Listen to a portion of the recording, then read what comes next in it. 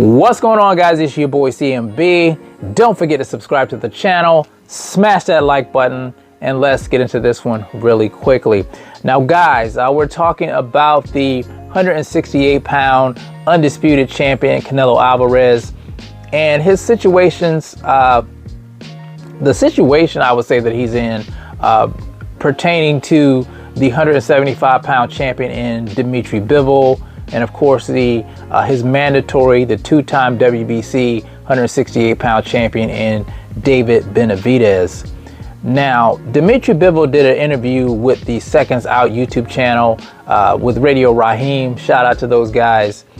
And he talked about how he thinks that Canelo Alvarez doesn't really want the rematch with him. He doesn't really want the smoke.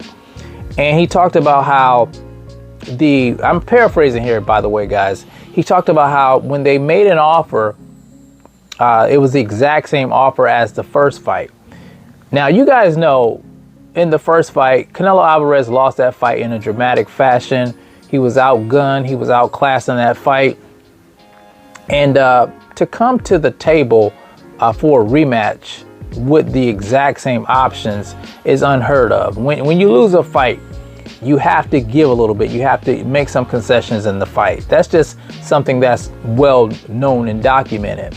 Now, the reason that Bivol believes that Canelo doesn't want the fight, he thinks that, you know, him making that exact same option gives him the excuse to say, well, we made an offer and Bivol didn't take it. And he also said that Canelo Alvarez and his team were exploring other options, that, you know, he doesn't really want the fight. And listening to what he had to say, it makes a lot of sense.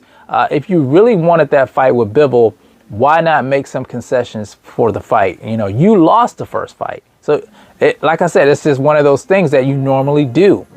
And we know Bivol wanted the fight at 168. He wanted Canelo Alvarez's titles to be on the line.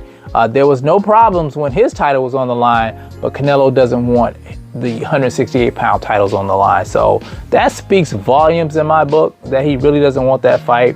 And of course, we've heard, you know, them talking about Canelo Alvarez going up the cruiserweight to face off against Badu Jack, a fight that no one is asking for. Why would you go all the way to cruiserweight to fight Badu Jack when you're the 168-pound undisputed champion?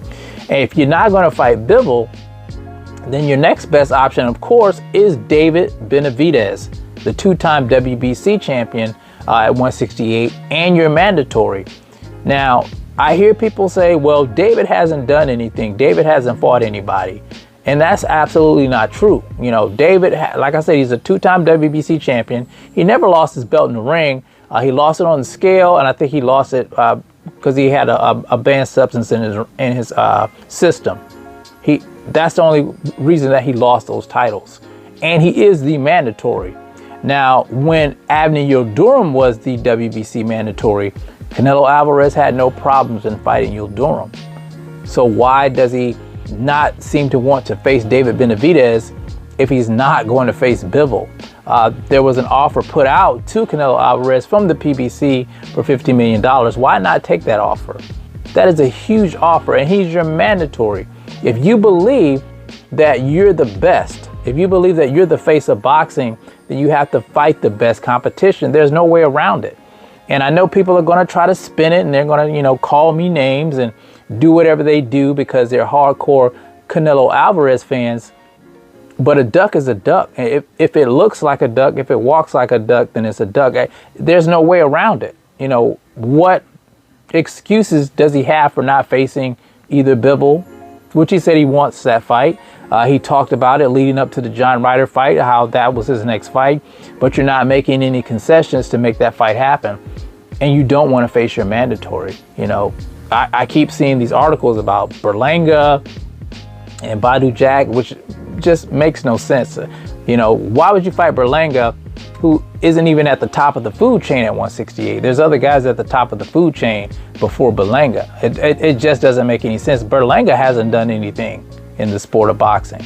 So it's just looking bad right now for Canelo Alvarez. And this is coming from a guy who is a Canelo Alvarez fan. I am a fan of Canelo Alvarez.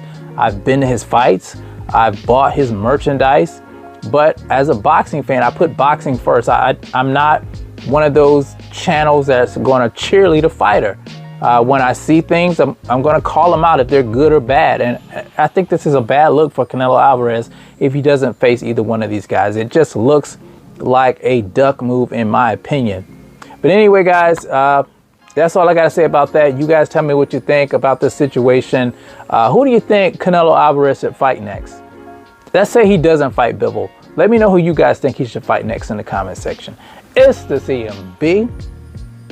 I'll talk to you guys in the next one. And I'm out. Peace.